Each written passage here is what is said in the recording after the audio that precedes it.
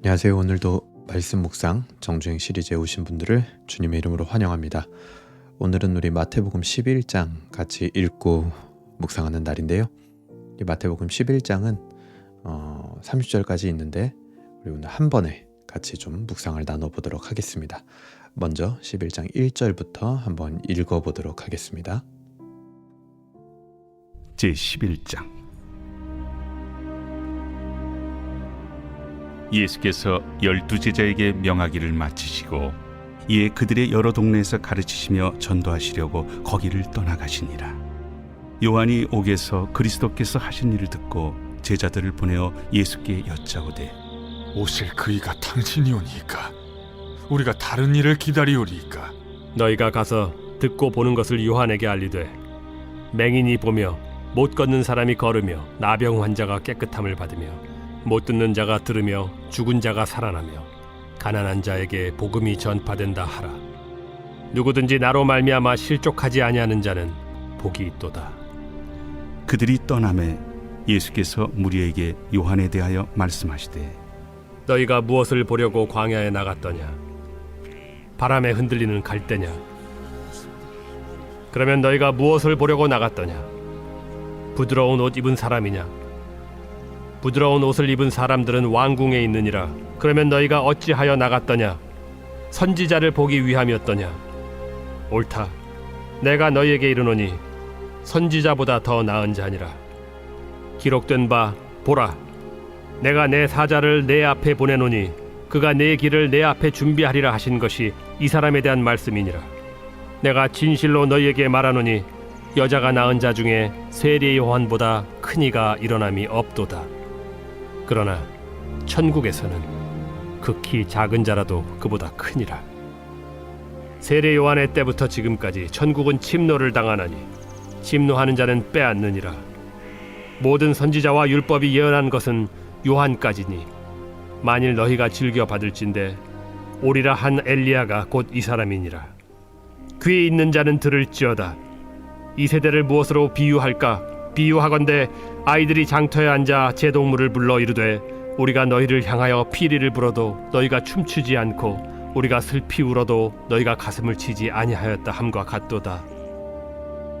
요한이 와서 먹지도 않고 마시지도 아니하매 그들이 말하기를 귀신이 들렸다 하더니 인자는 와서 먹고 마심에 말하기를 보라, 먹기를 탐하고 포도주를 즐기는 사람이요 세리와 죄인의 친구로다 하니 지혜는 그 행한 일로 인하여 옳다함을 얻느니라.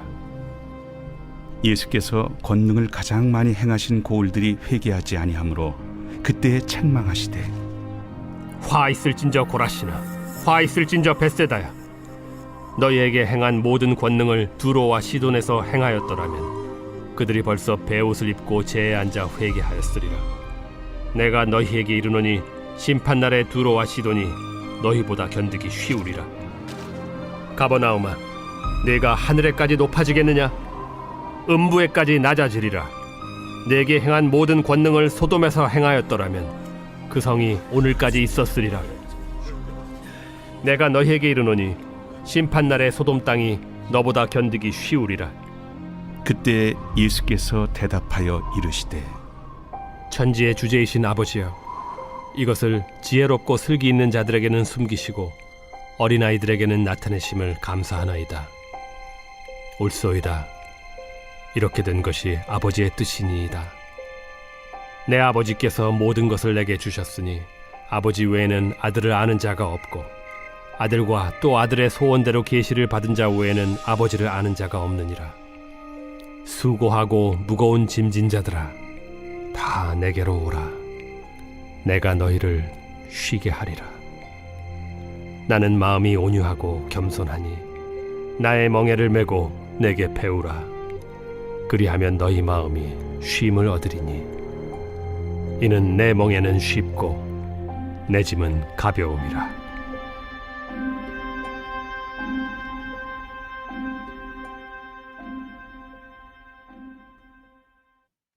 네, 이렇게 마태복음 11장 우리 같이 한번 읽어봤는데요. 오늘 이제 마태복음 11장은 이제 1절이 우리가 앞에서 묵상했었던 10장 본문의 마무리로 시작을 하게 됩니다. 1절 보시면 예수께서 12제자에게 명하시기를 마치시고 이에 그들의 여러 동네에서 가르치시며 전도하시려고 거기를 떠나 가시니라 하면서 예수님이 뭘 하셨다? 가르치시고 전도하셨다. 근데 이 예수님의 사역, 예수님이 가르치고 전도했다라는 이야기가 9장 말미에도 나옵니다. 그리고 여기 11장 1절에 등장을 하는 거예요. 그러니까 9장 말에 나왔던 예수님이 가르치고 전도했다. 11장 1절에 나오는 예수님이 가르치고 전도했다.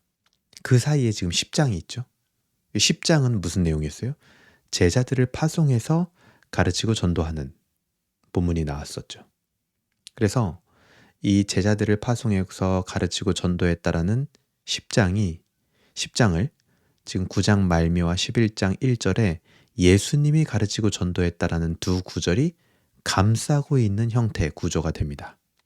그래서 이 구조에서 말하는 게 뭐냐면 선교 사역, 복음을 전파하는 것은 예수님이 이끄신다. 그리고 그것이 바로 그 복음 전파라는 거, 그것이 바로 제자들, 곧 교회가 감당해야 하는 궁극적인 사역이다 라고 이야기를 하면서 이제 11장 1절에서 이제 앞선 복음 전파 사역에 대해서 이제 마무리가 되게 되는 겁니다. 그리고 나서 이제 오늘 2절부터는 새로운 국면으로 접어들면서 이제 2절부터 6절까지 이제 세례 요한의 질문과 예수님의 답변이 등장을 하게 됩니다. 세례 요한은 이제 예수님께서 갈릴리 지역에서 사역을 시작하시기 바로 전에 감옥에 갇히게 됩니다. 아마 그래서 감옥에서 예수님의 가르침과 어떤 사역을 하시는지에 대해서 이 제자들한테 전해 들었던 것 같아요.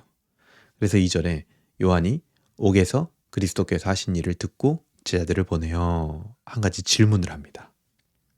그게 뭐였냐면 바로 예수님 당신이 내가 지금까지 길을 예비하고 오시길 기다렸던 메시아가 맞느냐? 그 질문이었어요. 근데 이 질문 자체가 좀 이상한 게 요한은요 이미 예수님께서 세례를 받으실 때 예수님이 메시아라는 거, 구세주라는 거를 알았거든요. 근데 왜 이제 와서 이런 질문을 또 하는 걸까요? 이것에 대해서 굉장히 다양한 해석들이 존재를 합니다. 근데 이제 추론을 좀 해보자면 요한은요 주로 사역을 했을 때, 광야에서 사역을 했을 때 메시지가 어떤 종류의 메시지였다? 철저한 회개, 그리고 회개의 열매, 그리고 심판, 이것에 대해서 굉장히 터프하게 선포를 했던 사람입니다. 그렇기 때문에 그런 요한이 봤을 때 예수님께서 지금 하시는 사역은 굉장히 의외였을 거예요.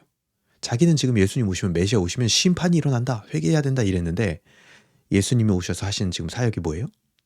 치료하고 위로하는 사역, 가르치고 고치는 사역에 전념하고 계시거든요. 그러니까 요한 입장에서는 좀 의외처럼 느껴질 수가 있는 거죠. 그래서 4절에 예수님께서 뭐라고 하시냐면 예수께서 대답하여 이르시되 너희가 가서 듣고 보는 것을 요한에게 알려라. 너희가 지금까지 듣고 보았던 것들 너희 스승인 요한에게 알려줘라. 왜요? 예수님이 지금까지 해왔던 사역, 이러한 행보는 전부 다 구약성경, 특히 이사야서에서 메시아가 오시면 이런 일들을 행하실 거다라고 예언이 되어 있었거든요. 그리고 물론 다른 선지서에 보면은 메시아가 임하면 심판도 임할 것이다 라고 되어 있는 예언도 맞습니다. 그러니까 요한의 생각도 맞는 거예요. 심판이 임할 거라는. 근데 하지만 지금 예수님은 아직 심판을 내리시진 않았죠. 그래서 세례 요한의 의문점도 이 지점이었을 겁니다. 심판이 지연되고 있다라고 느낀 거죠. 혹은 심판이 안 오는 거 보니까 정말 예수님이 그분 맞나? 이런 생각이 들 수도 있는 거죠. 하지만 그 심판의 일도 예수님께서는 예수님의 때에 그의 뜻에 따라서 행하실 것입니다. 중요한 건 뭐냐? 6절이에요. 6절. 누구든지 나로 말미암아 실족하지 아니하는 자는 복이 있도다 하시니라. 예수님으로 말미암아 실족하지 않는 자가 복이 있다라는 게 뭘까요?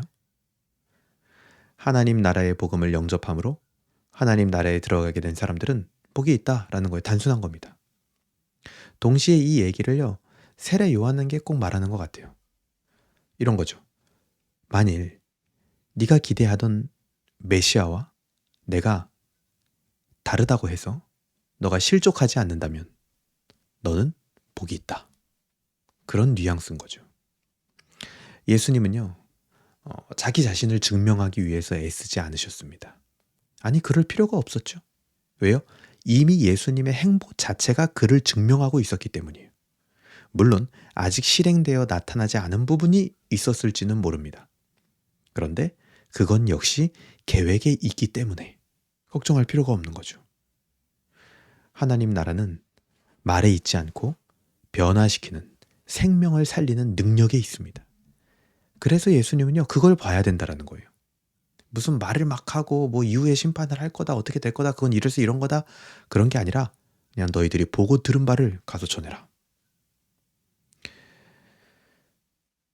예수님에게서부터 생명을 살리는, 사람을 구원하는 그 능력이 나타나고 있다라는 거. 그거를 가서 보고 들은 대로 얘기하면 된다라는 거죠. 그렇다면 우리가 오늘 이 단락을 읽으면서 묵상하면서 생각해 볼 수 있는 게 뭐가 있을까요? 우리도 마찬가지입니다. 무슨 이런 말, 저런 말, 뭐 이런 계획, 저런 계획, 이렇게 저렇게, 그런 얘기와 계획들, 전략들도 물론 중요하지만 사실 더 중요한 건 뭐예요? 과연 나에게 생명을 살리는 예수님의 그 능력이 나타나고 있는가? 생명을 살리는 예수님의 그 전염병보다도 더 강력한 능력이 과연 나에게 나타나고 있는가? 그게 중요한 겁니다. 우리가 배우는 일 중요합니다. 가르치는 일 중요합니다. 근데 하지만 거기서 끝나면 안 돼요. 어떤 면에서는 백날 배우고 말하고 그런 것보다 더 중요한 건 영혼을 살리는 능력입니다. 물론 영혼을 살리는 능력이 말씀을 배움으로 말미암아 나올 수 있게 되는 거죠.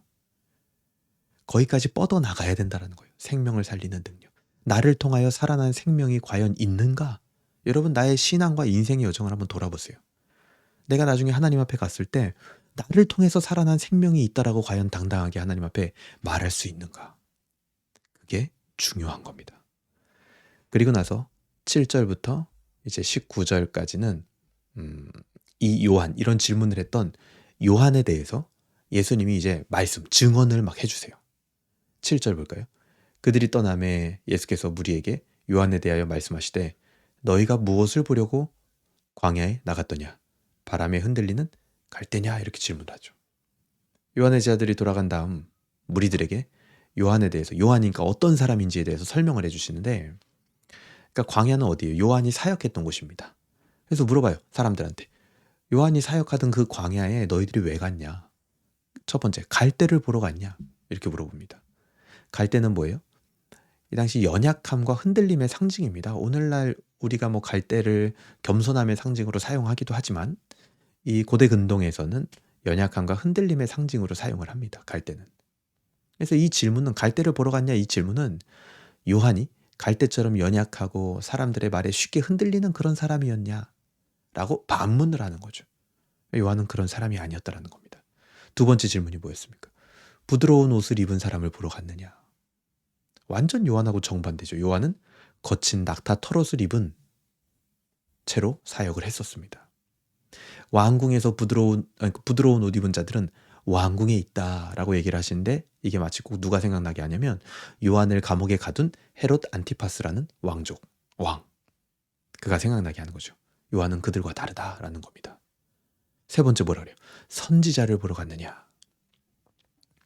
요한은요, 이스라엘 이 구약이 끝나게 되고 구약의 계시가 끝나게 되고 신약의 요한이 등장하기까지 약 400년의 침묵을 깨고 등장한 선지자로 그 당시 유대인들에게 널리 알려져 있었습니다. 그래서 사람들은 대부분 요한을 선지자로 인식을 하고 그 선지자 요한을 보기 위해서 광야로 갔던 거죠. 예수님이 이런 사실을 알고 있는 거예요. 근데 하지만 거기서 예수님은 뭐라 그러냐? 요한은 선지자보다 더 나은 자다, 그렇게 얘기하세요. 9절 보세요. 그러면 너희가 어찌하여 나갔더냐? 선지자를 보기 위하였더냐? 옳다, 내가 너희에게 이르니 선지자보다 그가 더 나은 자니라. 요한이요 선지자보다 더 뛰어난 분이래요. 어떻게 그럴 수 있을까요? 그 이유는 딱 하나입니다. 그가 메시아의 길을 준비하기 위해 왔기 때문입니다. 그 이전 선지자들은 뭐였어요? 단지 메시아에 대해서 예언을 했습니다. 근데 요한은 뭡니까? 이 땅에 그 메시아가 오시는 길을 실제로 예비한 사람이었기 때문에 더 위대한 자라는 거예요. 그래서 요한은 어떤 평가까지 받습니까? 예수님에게. 여자가 낳은 자 중에 그보다 더 큰 이가 없다라고 평가를 받는 겁니다. 지금 제가 오늘 본문에 계속 나오는 본문의 내용들을 가지고 말씀을 드리는 거예요. 근데 성경 구절들을 하나하나 지금 읽지 않는 겁니다. 여자가 낳은 자 중에 그보다 더 큰 이가 없다. 그렇게 평가받는 거죠. 엄청난 평가죠. 근데 여기서 이제 딱 반전이 또 일어나는데요. 11절 보세요. 내가 진실로 너희에게 말하노니 여자가 낳은 자 중에 세례 요한보다 큰 이가 일어남이 없도다. 그러나 천국에서는 극히 작은 자라도 그보다 크니라. 또 한 번 반전이 일어나요. 와, 세례 요한이 선지자보다 뛰어난 분이다. 근데 여기서 또 반전 뭐예요? 천국에서는 극히 작은 자도 세례 요한보다 크다. 이 말을 아마 하시고 싶으셨던 것 같아요. 그래서 요한을 칭찬하고 띄웠던 것 같습니다. 물론 요한이 대단한 인물이긴 하지만요. 이게 궁극적인 목적이었던 것 같아요. 천국에서는 지극히 작은 자도 이 위대한 세례 요한보다 크다라는 게 무슨 뜻입니까? 무슨 뜻일까요? 예수님께서 이제 새롭게 시작하신 하나님 나라의 백성 중에 가장 작은 사람이라고 할지라도 요한은요, 그 새롭게 시작하신 시대에 속한 사람이 아니에요. 옛 시대, 구약에 속한 사람입니다. 구약에서 가장 위대한 사람이에요. 그런 옛 시대에 속한 옛 시대의 가장 위대한 요한일지라도 새로운 시대에 임하는 하나님 나라의 가장 작은 백성은 그보다 더 크다라는 거예요. 그만큼 예수님이 시작하신 이 새 시대에 속한다라는 것은 굉장히 충격적이고 놀라운 일인 겁니다. 왜냐하면 지금 이 시대, 우리가 살고 있는 이 시대, 예수님 이후의 이 시대는요, 아무리 작은 자도 그 위대한 요한보다도 크다라는 거예요. 이게 얼마나 놀라운 일입니까? 말이 안 되는 일이죠. 12절 세례 요한의 때부터 지금까지 천국은 침노를 당하나니 침노하는 자는 빼앗느니라. 이 부분이 이제 해석을 굉장히 어려운 부분이기도 하고 이 한 구절로 막 300페이지, 400페이지짜리 책이 있기도 합니다. 근데 대부분 이제 우리가 이 부분을 좀 오용하는 게 천국은 침노하는 자의 것이다 해가지고 뭔가 적극적으로 해야 된다. 뭐 그렇게 이제 해석을 하는데 사실은 많은 성경학자들이 이 부분을 어떻게 해석하냐면요. 이겁니다. 세례 요한의 때부터 하나님 나라인 천국은 침노를 당한다. 이게 뭐냐면 핍박과 폭력에 시달리고 있다. 그리고 침노하는 자는 결국 빼앗게 된다. 이게 뭔 말이냐면 그러니까 그렇게 핍박과 폭력에 시달리고 있고 결국에는 그 폭력적인 자들이 이 하나님 나라의 개념을 짓밟아 버린다라는 해석이에요. 완전히 다르죠. 하나님 나라, 천국은 핍박과 폭력에 시달리고 있으며 폭력적인 자들이 짓밟는다. 근데 갑자기 여기서 왜 이런 말을 할까요? 그러니까 앞에 거랑 연결해서 해석을 해야 되는 거예요. 천국에서는 가장 작은 자도 요한보다 크다라고 말씀을 하셨습니다. 그게 하나님 나라의 원리예요. 뭐예요? 작은 자가 커지는 거. 그런데 이 세상은 어떻습니까? 폭력, 힘의 원리로 세워져 가는 곳이죠. 힘센 사람이 다 빼앗고 다 갖게 되는 원리입니다. 천국은 그렇게 세워지는 게 아니라는 거예요. 폭력과 힘의 원리로 세워져 가는 것이 아니라는 거죠. 그곳에서, 그 천국에서요, 힘의 논리는 통하지 않습니다. 그러니 힘의 논리로 세상을 살아가는 자들은 그 천국, 하나님 나라를 짓밟을 뿐이지 결코 세워갈 수 없는 자들이다. 결국 하나님의 나라는 누가 세워간다? 우리가 이 땅에서 봤을 때 작은 자지만 새 시대에서는, 하나님 나라에서는 요한보다 더 큰 자들, 힘이 없어 하나님을 의지할 수밖에 없는 그런 자들이 천국을 세워갈 수 있다라는 의미가 이 말씀의 뒤에 숨겨져 있는 거죠. 그리고 나서 계속 예수님은요 13절 14절에 걸쳐서 요한에 대해서 이제 완전 마무리를 짓죠. 요한이 바로 구약에서 예언되었던 엘리야였다. 그가 바로 엘리야의 심정으로 사역을 한 것이다 말씀을 해주시고 15절에 귀 있는 자는 들을지어다 이렇게 말씀을 해주십니다. 오늘 이 단락을 통해서 우리가 생각해 볼 수 있는 건 무엇입니까? 옛시대의 위대한 인물 요한을 예수님께서는요 막 지켜 세워주셨어요. 그렇다면 예수님에게 칭찬받고 예수님이 지켜 세워주신 그 옛시대의 가장 위대한 자보다 더 큰 새 시대의 가장 작은 자와 같은 자들에게는 예수님이 어떻게 하실까요? 새 시대의 가장 작은 자 같은 우리에게 새 시대를 열어주신 예수님. 그게 바로 우리가 받은 놀라운 은혜입니다. 예수님은 이제 우리 손으로 하나님의 나라를 세워가기를 원하시는 거예요. 정말 우리는 거저받았죠. 거저받았어요. 이게 운입니까? 아니요. 은혜입니다. 세상 사람들도요. 자기가 운이 좋았다라고 생각하면 거저 나눕니다. 근데 우리는 그 운보다 더 대단한 은혜를 받았다라고 얘기하는 사람인데 거저 나누지 않을 이유가 없겠죠. 그런 이야기를 오늘 본문에 하고 있는 겁니다. 그래서 예수님이 이제 이 시대를 16절에서 19절까지 이제 비유를 하고 계신데 이 시대가 한마디로 뭐냐? 만족을 모르는 시대라는 겁니다. 재밌는 비유로 말씀을 해주시죠. 장터에서 노는 아이들로 비유를 하시는데 그 아이들의 특징이 뭐냐? 뭘 해도 만족하지 못하고 불평한다라는 겁니다. 그러니까 예수님이 있는 이 시대의 사람들도 지금 이런 놀라운 천국의 원리, 정말 충격적인 새 시대가 시작되었다라는 이 은혜가 임했는데도 그런 메시지를 들어도 트집만 잡는다라는 거예요. 이 시대의 사람들은. 여기서 이제 아이들의 놀이가 나오는데 뭐라 그래요? 피리를 불면서 놀거나 슬피 울며 가슴을 치면서 논다 이렇게 나오는데 피리를 분다라는 건 뭐냐면 결혼식하고 연관이 있는 겁니다. 아마 결혼 놀이를 한 것 같아요. 그리고 슬피 울며 가슴을 친다라는 건 장례식하고 연관이 있는 거예요. 그러니까 결혼 놀이를 하든 장례식 놀이를 하든 어떤 놀이를 해도 아이들이요 보니까 하는 말이 보니까 만족하지 못했어요. 그러니까 이 시대도 마찬가지라는 겁니다. 예수님 시대에 어떤 식으로 천국의 메시지가 선포되든 이 아이들처럼 무조건 거부했다라는 겁니다. 요한이 어떻게 했어요? 금욕하며 장례식 같은 심판의 말씀을 전했죠. 근데 그런 말씀도 받지 않았고 예수님께서는 어떻게 하셨습니까?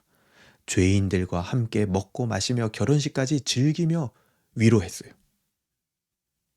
그런 예수님의 사역도 평가절하를 하면서 받지 않았습니다. 그래서 예수님은요 19절로 평가하시는 거예요.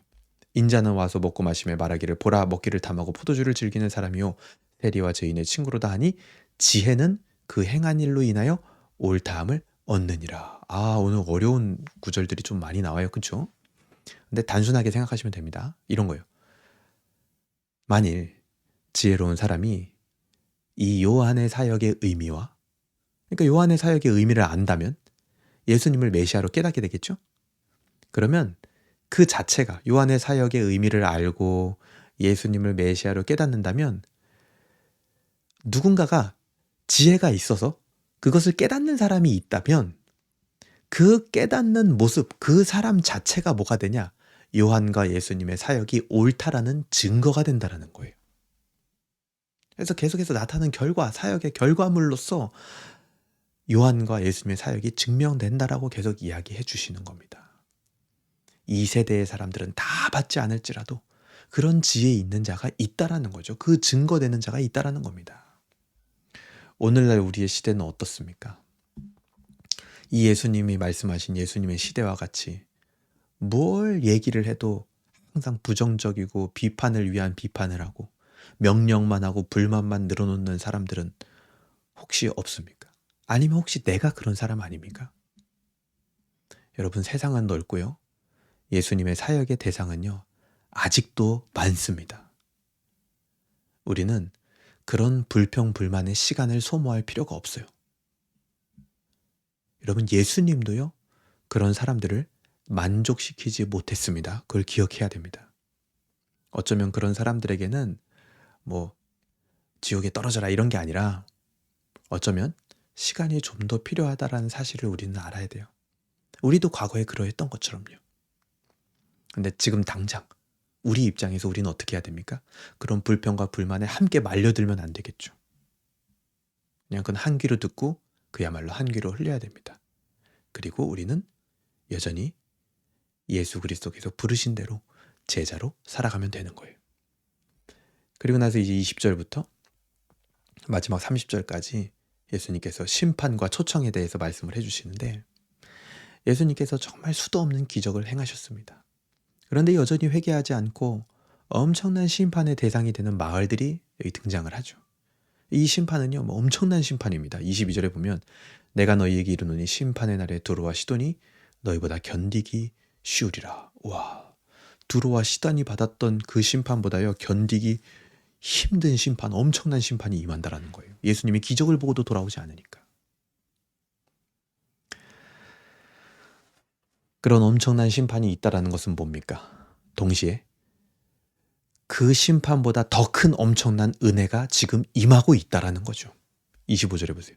그때 예수께서 대답하여 이르시되 천지의 주제이신 아버지요, 이것을 지혜롭고 슬기 있는 자들에게는 숨기시고 어린아이들에게는 나타내심을 감사하나이다.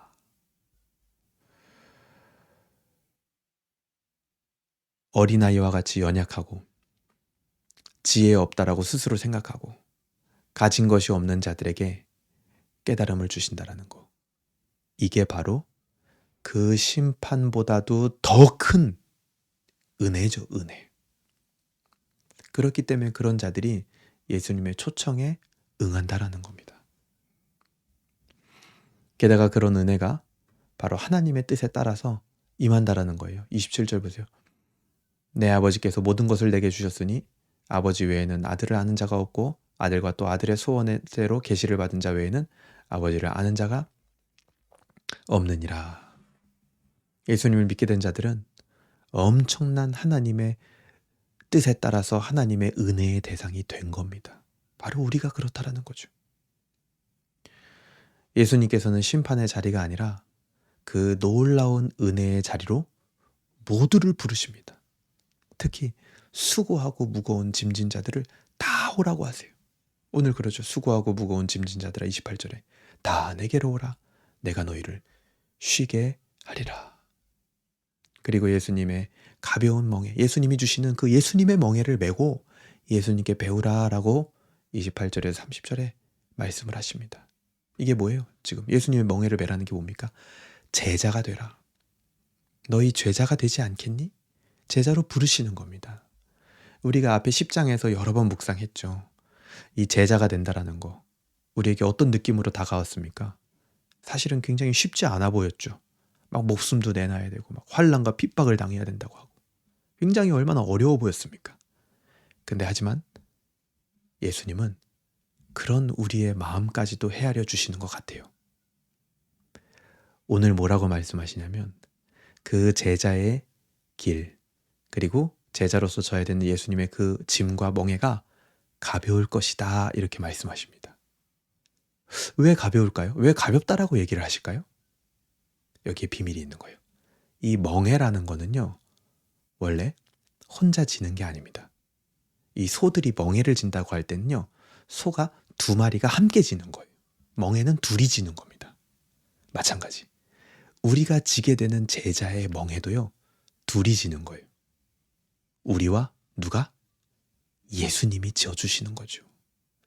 그래서 예수님의 멍에는 가볍다라는 겁니다. 제자가 된다라는 건 그래서 이런 거예요. 앞에서 우리가 느꼈던 그 제자의 삶에서 오는, 제자도에서 오는 그 모든 부담과 책임을 내가 다 떠안는 것이 아니라 너는 무조건 그렇게 살아야 돼, 제자니까. 제자가 그렇게 해야 돼. 이게 아니라 제자가 된다라는 거는 그런 부담과 책임이 아니라 예수님과, 다른 표현으로 한다면 이거예요. 예수님과 약속된 동행을 하게 되는 거다. 같이 함께 멍에를 메고 예수님과 함께 걸어가는 거다. 이거예요. 예수님이 그걸 알려주시는 겁니다. 그러니까 즐겁고 기쁜 거죠. 그때 우리는 비로소 우리 마음에 진정한 쉼을 얻을 수가 있게 됩니다.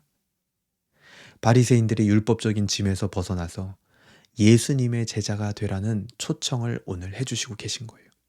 그리고 그 멍에를 예수님이 함께 져주신다는 거죠. 근데 하지만 우리가 잊지 말아야 될 게 있습니다. 예수님의 이 제자도에 대한 가르침, 여러 가지 가르침들이 있었죠. 그것도요, 오늘 지금 본문에서 우리가 나누었던 예수님의 함께 멍에를 져주시고 기쁨으로 걸어가는 길이고 예수님과 함께 동행하는 길이다라는 이 관계 설정, 예수님과의 관계 설정의 그 기초, 그 베이스, 그거를 깨닫지 못하면 앞에서 가르쳤던 예수님의 제자도도요, 또 하나의 다른 율법이 돼서 그게 우리한테 또 무거운 짐이 될 수도 있는 거예요. 가장 중요한 것은 제자의 삶은 예수님과의 관계, 예수님과 날마다 동행하는 것이다. 거기서 오는 기쁨으로 모든 것을 감당하는 것이다.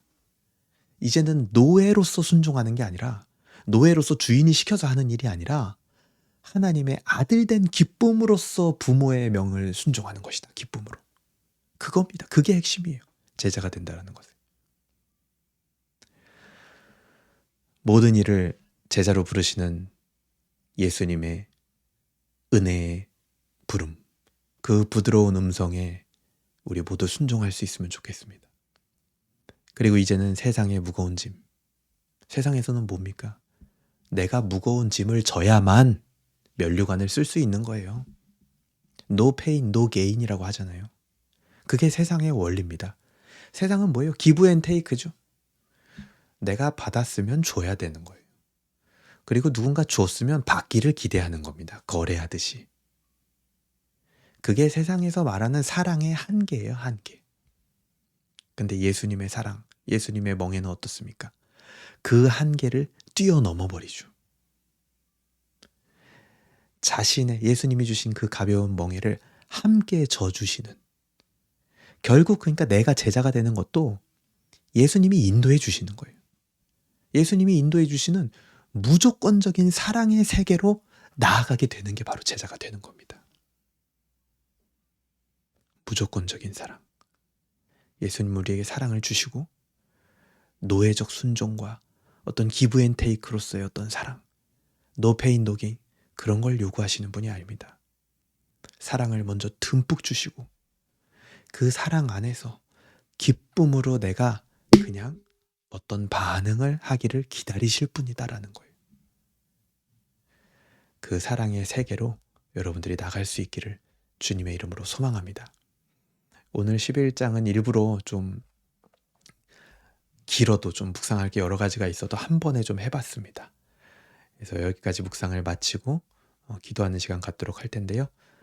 제가 기도하고 오늘 묵상을 마무리하도록 하겠습니다. 하나님 아버지 감사합니다. 오늘 마태복음 11장을 통해서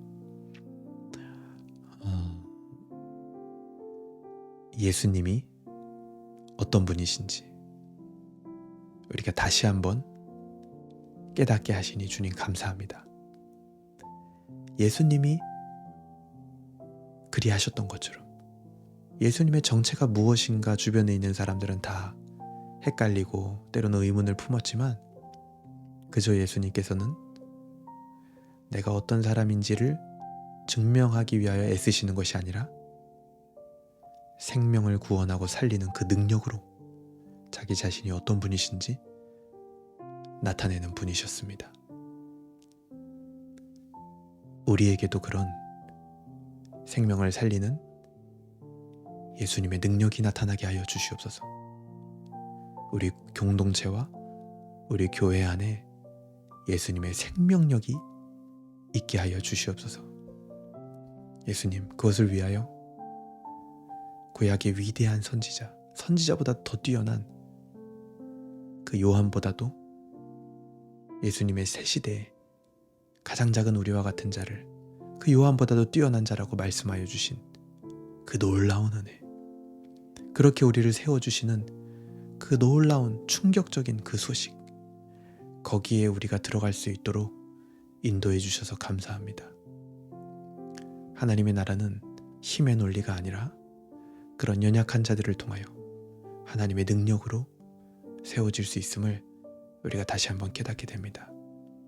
그래서 우리가 사도 바울처럼 우리의 약함을 하나님 앞에 자랑하게 하시고 우리가 약할 때 하나님의 강함이 드러나는 것을 우리의 인생 가운데 보게 하여 주시옵소서. 예수님, 지금 이 시대도 여전히 만족을 모르는 시대인 것 같습니다.